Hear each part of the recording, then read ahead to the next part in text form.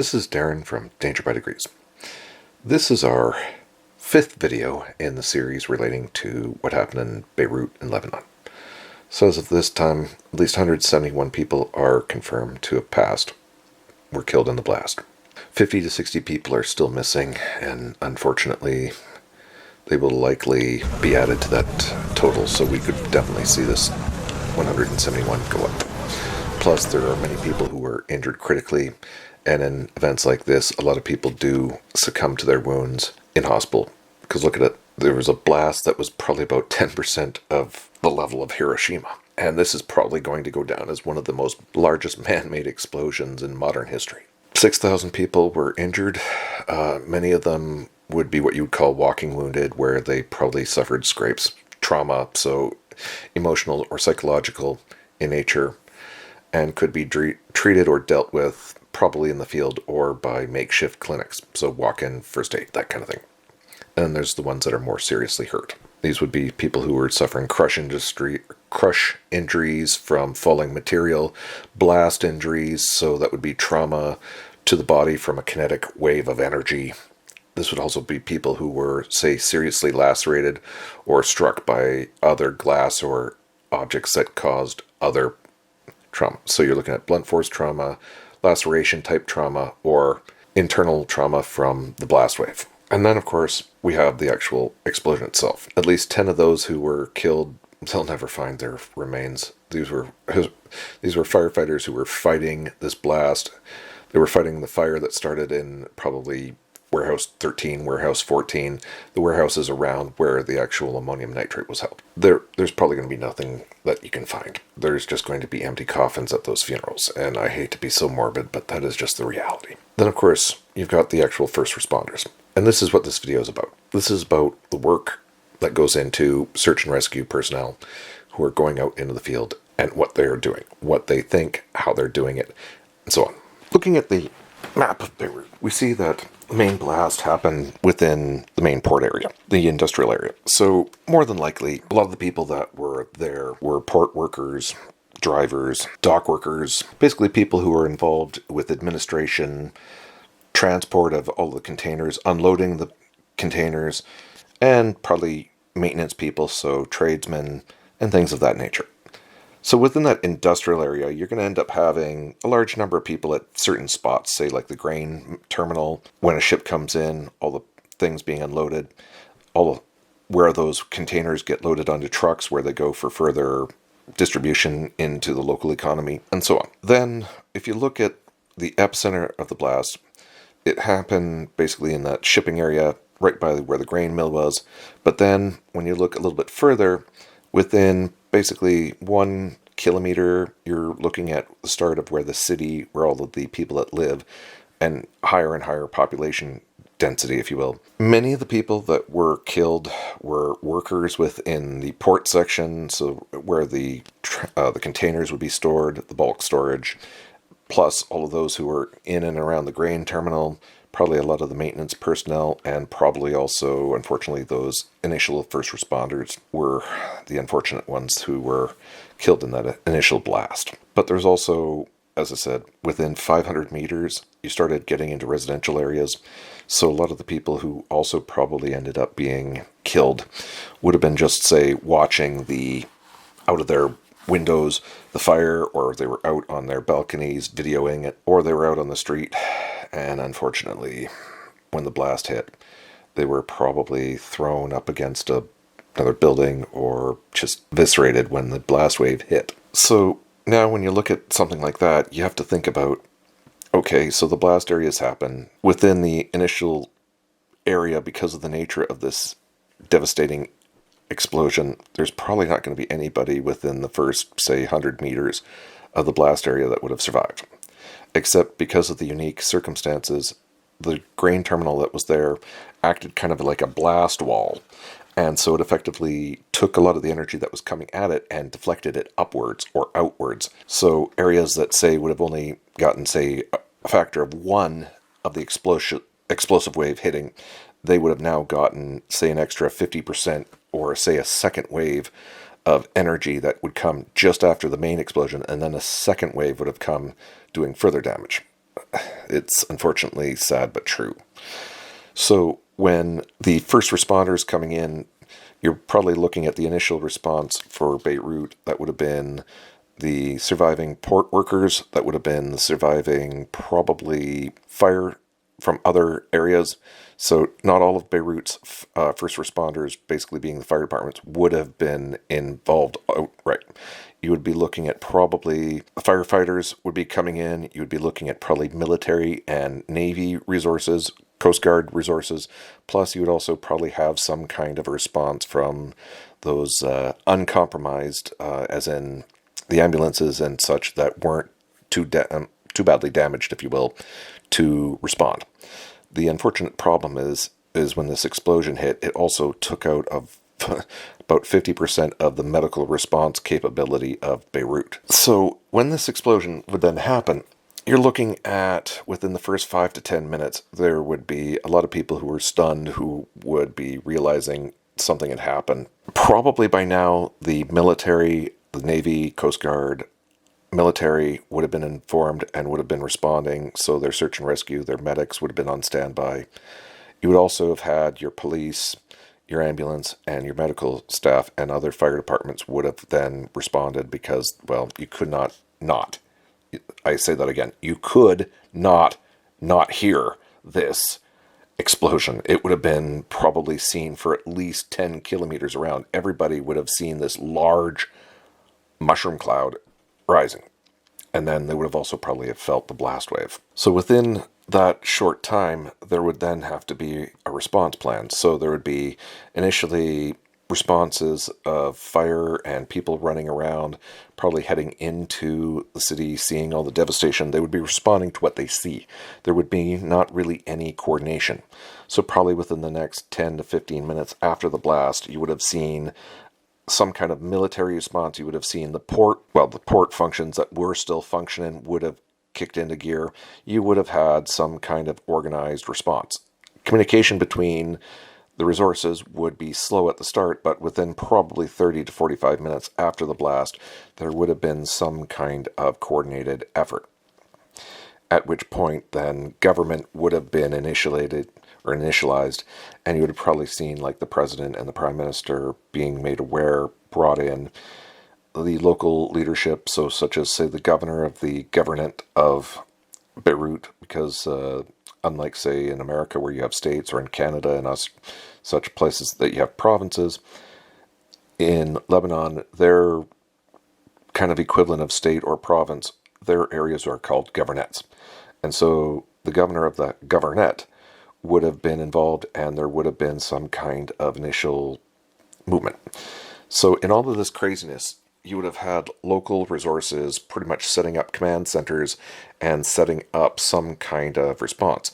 You would end up having whatever assets they have going up in the air, so helicopter pilots, you would have had drones, you would have all sorts of different responding people basically getting a map, and there would have been some kind of central control being set up somewhere. And usually you would have a bunch of different areas, such as, say, offshore. You would have had the Coast Guard setting up individual command centers in each of the ships. You would have had Navy setting up command centers in each of their respective, and all of these command centers would start communicating with each other, and at least some initial coordinated response would then come in. This is where things get a little tricky. Depending on how, with this blast, I don't honestly know what the degrading of the medical or the communications that would have happened. There would have been a lot of logistic difficulties. So because this blast would have probably taken out cell towers, it would have taken out radio transmission, a lot of the lines of communication initially would be effectively neutralized because the blast destroyed valuable infrastructure. So that's one handicap that would have to be overcome pretty quickly. Another event that would need to be overcome is effectively getting into these areas, because obviously there was probably a lot of damaged buildings, stuff would be falling onto the roads, and the initial response getting into areas would also be compromised, because obviously with the blast happening, a lot of damage would be happening, and with that blast, a lot of material would basically be on the roadways, making it very difficult to get to where you need to go.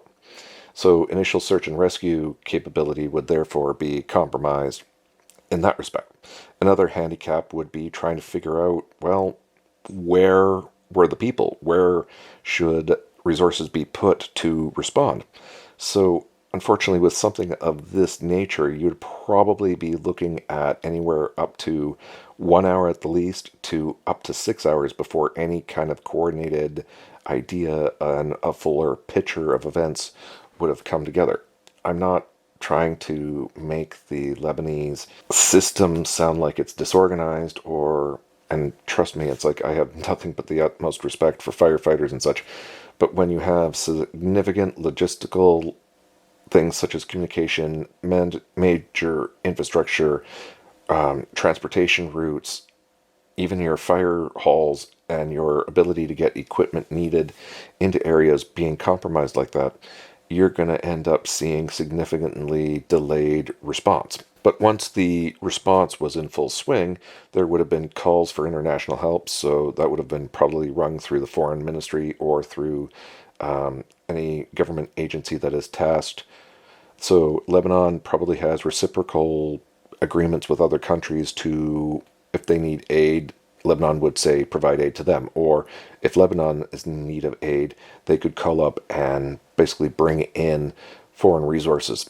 Because of the nature of this blast, whereas, say, like if there was a big warehouse fire and a crew of, say, 10 to 12 firefighters was caught and unfortunately perished inside of a fire, the effect would be more of a localized. But because of the nature and the sheer degree and the sheer size of this disaster, it just goes to, it just is common sense that there would be calls for foreign aid. And the foreign aid in this respect is not so much initially bringing in, say, food and stuff like that. It is bringing in search and rescue. It is bringing in logistical help. And this, for instance, is where France, within the first day, they had plane loads of search and rescue gear. They had their search and rescue crews. So that includes everything from search and rescue dogs to field medics to rescue crews to basically logistical and such help. And many of these were military from the French or the French forces, but it also would have included, say, specially trained response teams from the Paris Fire Service or from, say, the Ministry of Security from France. There was also other nations that sent search and rescue teams, such as from Qatar, Morocco, probably even Egypt, even probably from far as field as Russia, and even possibly even Syria. There would have been all of these resources coming in, and there would have to be some kind of coordination. So by the time that the call came out from, say, like the Ministry of Foreign Affairs or whichever ministry is tasked with calling in such security, so that could be the Ministry of Interior, Ministry of Foreign Affairs, Ministry of Health, they would come in, and there would have to be some kind of coordination. So you start at, say, a coordination body could be, say, and with respect to this time, it could be a military organization, or it would be something of a local local Beirut coordination center would be set up, and then there would be a tallying of where workers were, where is the damage, and once the logistics had been figured out, for instance, in this case, it was around Warehouse 12, that's where it blasted. They know that the epicenter of the blast was in that zone, so they would figure that everybody within, say, about 100 to 200 meters is probably deceased. So the resources that were being allocated there would be more of a body recovery, whereas, say, those who were on the other side of the grain terminal, who might be caught under hollows or in places that were, say, covered by debris. So there may be people trapped in fallen debris or trapped in between collapsed walls. So there's that. So when these teams come in, there would be a coordination. So you would end up having, say, naval units covering shorelines, looking for anybody who was blown into the water, injured people who were, say, on boats that were capsized, etc. So you would have one group assigned in one area, so they would be doing patrols and working. So there was many divers that were seen looking underwater for anybody who was maybe blown in, so that would be recovery there. You would have other crews that would then divvy up areas of concern. So, for instance, the French, when they came in, they would have brought in their dogs and say they would be allocated towards a certain section where they knew that a large number of port workers were in. Say that would be administration offices or so on. So there would be a divvying up, if you will, of different areas according to what those search and rescue teams would then do. So if you step down, you would then have, say, a sector breaking off everything by by sector approach. So it would be then determined by the central planners or the people who are directing the response to figure out where the most likelihood of large numbers of people who would be injured. So in that respect, you would then look at the plans from the port and then allocate the resources accordingly. So if they know where all the workers, for instance, where the port is located and where the containers are being unloaded, they would figure out, well, where's the lunchrooms? Where is the likelihood of these workers would be stretched or bunched together? And it would be in those types of places that a search and rescue effort would then proceed to start. And that's where then coordination with the locals who might have survived this explosion on scene would then give, say, oh, I haven't seen Faroud or Mahmoud. They would then take and get an idea of how many people were injured, how many people are accounted for, how many people are not accounted for. And that is how they would then divvy up and then start with, say, like just sending in a couple crews to just check for, say, collapsed facades in the front of buildings. They would then say if the building itself had pancaked, they would be doing their best to use everything from dogs to, say, cameras to infrared gear to using sounder equipment, whatever, to try to see if they can find hollows, look in those hollows however they can, and if they do succeed in finding someone, is that person alive? Are they alive, but are they unconscious? And then it's from there that you would start seeing the next phase of things. So the workers who are on the local scene, you would have a shift commander or somebody who would be in charge of the overall crew. They would have a quick meeting, divvy up areas of responsibility. They would have a designated person who was responsible for communications on site. They would have a liaison with other groups working in the area to figure out if there was, say, such things as gas leaks, put down power lines, and so on. And you'd have different sections of people doing different jobs. There would not every person on a crew that's brought in is strictly responsible for doing recoveries, or say like body recovery, or going down in a hole and try to fish someone out.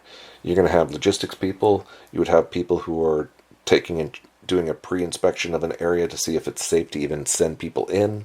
You would have people who are coordinating, basically doing set timings. So because if you're using a dog, depending on what the standards of the group that is being used for search and rescue, dogs have only a certain amount of time that they can be used, where they will then be pulled off so that they can then rest. And basically, this is one, to maintain the health of the dog, but it's also two, to maintain the efficiency of that asset from being overused and, say, potentially not being as successful at finding people. These are the kinds of things. And then, of course, you also have situations where, say, with this blast, you would have compromised buildings. So even though, say, one building may look like it's structurally sound, this is where you have parts of your team who are experts at and being engineers would be able to see, okay, the load-bearing wall is secure, that's not cracking, but there is material that is falling. So you may end up having to have a couple guys go up top, or girls, to knock off material that might fall upon people who are going in. So this is the kind of thing that you end up seeing with a lot of these crews. Before anything does happen, every crew will end up planning out using as much logistics as they know, or as much intel on the ground to know what the building looked like. They then do a surmising, or shall we say plan, figuring out where, say, the building fell, where the structure, each of these rooms likely would have fallen, and then from there it's really just a matter of getting in and probing. They're looking for obvious things such as, if they go into an area, are they going to put any more people at risk? Because the last thing that any crew chief who's dealing with a search and rescue They do not want to add any more victims to the already existing pile. So they're always going to take and go in, make an assessment. Is it safe to send people into an area? Is there, is it safe to walk on a building but not go in? That kind of thing. So you're looking at a threat analysis. You're looking at everything from running over. Is it worthwhile sending a team in there? Is there actually anybody in there? That kind of thing. There's a lot of factors that go in. And with every type of explosion, to sum it up, basically when you have a search and rescue team enter a scene, they're coordinating with other search and rescue teams so that they don't end up, say, duplicating areas that have been cleared. They want to make sure that if they've gone into an area, it hasn't been searched, that there is likely that there were people in there, and that it is safe. So how do they determine if an area has been looked over? This is where coordination and logistics come in. This is where you have a central group that says, as they divvy up areas by sector or by whatever landmarks, to say everything within, say, Sector 3 has been searched, and from there they're just designating that it's a body recovery. Whereas if, say, they go into Sector 6, there are 2 people that are known to have been pulled out, we'll search this building and this building and this building. Whereas these other 2 buildings, there is highly unlikely that anybody was in it. So you've got that kind of thing. So coordination is one. The second is using the best intel that they have. They got to figure out where the people were. And if they can find that out, that also then makes one area more important than, say, searching another area where, say, one worker might have gotten crunched under 3 different shopping containers or shipping containers and is likely still alive, but the chances are that, say, in another area, 5 or 6 people could be trapped. It comes down to the numbers. And unfortunately, as mercenary as it is, when I say that, this is a lot of the time what planners and what people on the ground have to make the choice. They have to figure out, is it worthwhile sending, say, a crew in to look over 12 hectares of area with crushed bins everywhere versus, say, a 500 by 500 meter section that was an office where they know that there were people. So it comes down to, again, logistics, intelligence, threat assessments on the area that they're going into, and what do they have that they can use to, say, pull people out or get people to medical aid. So if you're watching this, I'm Darren, and this is Danger by Degrees. And join us as we continue exploring the aftermath and the various angles of the Beirut disaster.